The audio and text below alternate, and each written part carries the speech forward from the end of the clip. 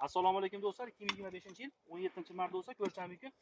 Adalo joyimizga Real Piago tagi sariqda ekyapmiz. Ko'rishingiz mumkin. Eng tagi gilos. Yaqin olib kelavering. Do'stlar, mana bir 100 tachasini ekdik, bir 50-60 tachasi qolyapti mana. Uju baklab yoribdi. Mana bahor gilos ko'rsatdim. Bahor gilosi hali ochaydigan yo'q bu. Mana bahorlarimiz.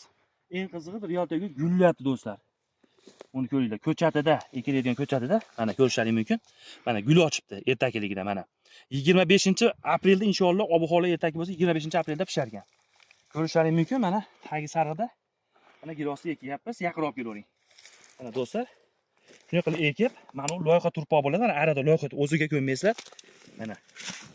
Buni shunaqa turib mana.